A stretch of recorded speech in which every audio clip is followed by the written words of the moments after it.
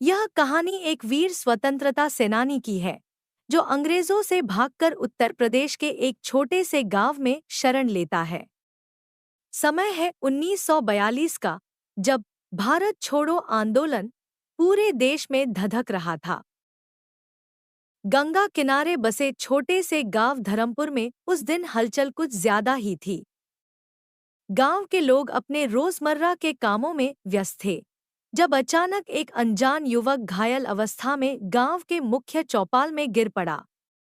गांव के सरपंच हरिराम जी और अन्य ग्रामीणों ने उसे सहारा देकर उठाया और अपने घर ले गए। उस युवक का नाम वीरेंद्र था। वह एक स्वतंत्रता सेनानी था जो अंग्रेजों से बचकर भागा था। वीरेंद्र को घर में लाकर गांव वालों ने उसकी देखभाल शुरू की। डॉक्टर शर्मा ने उसकी मरहम पट्टी की और उसे आराम करने की सलाह दी। धीरे धीरे वीरेंद्र ने अपनी कहानी सुनानी शुरू की। वीरेंद्र ने बताया कि गांव के पास ही कहीं एक पुरानी गुफा में आज़ादी के आंदोलन के लिए एक खजाना छिपा हुआ है। यह खजाना अंग्रेजों से लूटा गया था, जिसका उपयोग आंदोलन को समर्थन देने के लिए किया जाना था। लेकिन गुफा का सही रास्ता केवल वीरेंद्र को ही पता था।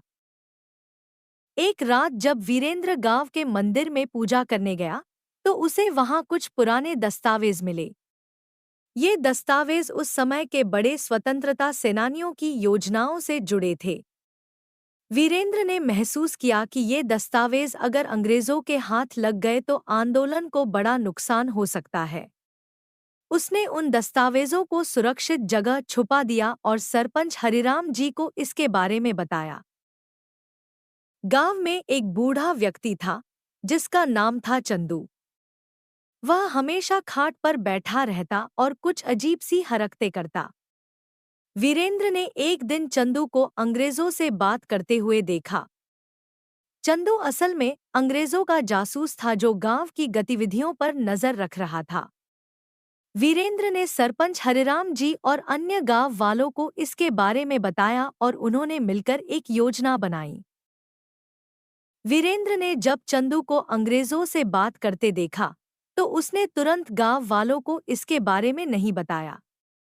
वह पहले खुद सच्चाई की तह तक जाना चाहता था। उसने चंदू की हरकतों पर नजर रखना शुरू किया। चंदू अक्सर रात को चुपके से बाहर जाता था और वीरेंद्र ने उसे कुछ कागजों के साथ देखा।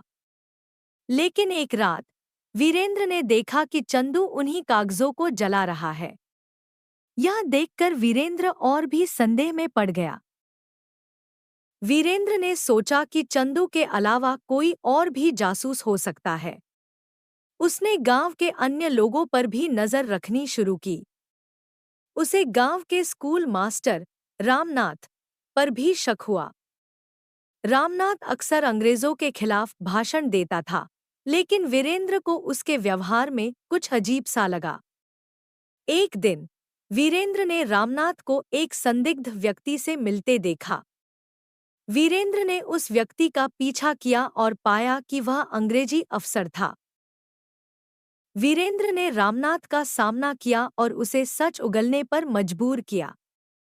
रामनाथ ने कबूल किया कि वह अंग्रेजों के लिए काम करता है और चंदू सिर्फ एक मोहरा था।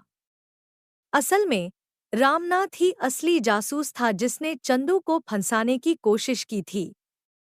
उसने चंदू को मजबूर किया था कि वह अंग्रेजों के लिए काम करे, जबकि असल में सारी सूचनाएं वह खुद अंग्रेजों तक पहुंचा रहा था। गांव वालों ने वीरेंद्र के साथ मिलकर एक सूझबूझ भरी योजना बनाई। सबसे पहले उन्होंने एक गुप्त बैठक बुलाई और सभी को रामनाथ और चंदू के बारे में बताया। चंदू ने भी अब गांव वालों के साथ मिलकर अंग्रेजों के खिलाफ काम करने का निर्णय लिया। उन्होंने गांव के चारों तरफ निगरानी बढ़ा दी और गुफा के पास गुप्त रूप से खाई खोदनी शुरू कर दी ताकि अंग्रेजों को रास्ते में ही फंसा दिया जाए। गांव वालों ने गांव के बीच में एक उत्सव का आयोजन किया ताकि अंग्रेजों का ध्यान भटके और वे यह समझें कि गांव वाले किसी भी खतरे से अनजान हैं। वीरेंद्र और कुछ भरोसेमंद गांव वालों ने गुफा से खजाना निकालने के लिए एक गुप्त मार्ग तैयार किया। इस मार्ग का पता केवल कुछ ही लोगों को था। गांव के कुछ युवक, जो अंग्रेजों की गतिविधियों पर नजर रखते थे, उन्होंने बताया कि अंग्रेजों का हमला रात में होने वाला है। इसी जानकारी के आधार पर गांव वालों ने गुफा के रास्ते में खाइयां खोदकर जाल बिछा दिया। रात के अंधेरे में अंग्रेजों की एक टुकड़ी गांव की ओर बढ़ी।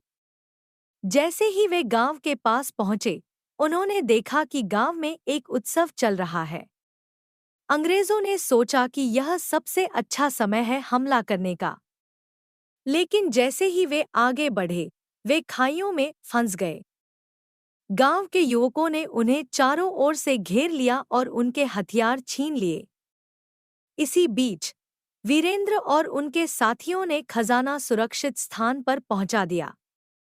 मुठभेड़ के बाद वीरेंद्र ने रामनाथ को गांव वालों के सामने लाया। रामनाथ ने कबूल किया कि उसने अंग्रेजों के साथ मिलकर गांव के साथ विश्वासघात किया था। गांव वालों ने उसे सजा देने का फैसला किया, लेकिन वीरेंद्र ने उन्हें समझाया कि देश के लिए एकजुट होना ज्यादा महत्वपूर्ण है। सूर्यकांत ने गांव वालों का धन्यवाद किया और उन्हें यह भरोसा दिलाया कि उनकी मदद से देश जल्द ही आजाद होगा। गांव के लोग गर्व से भरे हुए थे कि उनके गांव ने स्वतंत्रता संग्राम में एक महत्वपूर्ण भूमिका निभाई है। सूर्यकांत ने गांव से विदा ली और आगे की यात्रा पर निकल पड़े, लेकिन गांव वालों के दिलों में उनकी वीरता और साहस की कहानियां हमेशा जीवित रहीं। यह कहानी हमें यह सिखाती है कि जब तक हमारे दिलों में देशभक्ति का जज्बा जिंदा है, तब तक कोई भी ताकत हमें झुका नहीं सकती। धर्मपुर का गांव और उसके लोग देश के हर कोने में फैले उन लाखों करोड़ों स्वतंत्रता सेनानियों की तरह ही वीर थे, जिन्होंने अपनी जान की परवाह किए बिना देश की आज़ादी के लिए संघर्ष किया। अगर आपको यह कहानी पसंद आई हो तो हमारे चैनल को सब्सक्राइब करें, वीडियो को लाइक करें और अपने दोस्तों के साथ शेयर करें। इस कहानी के माध्यम से हम उन वीर स्वतंत्रता सेनानियों को श्रद्धांजलि अर्पित करते हैं, जिन्होंने अपने प्राणों की आहुति देकर हमें आज़ादी दिलाई। जय हिंद।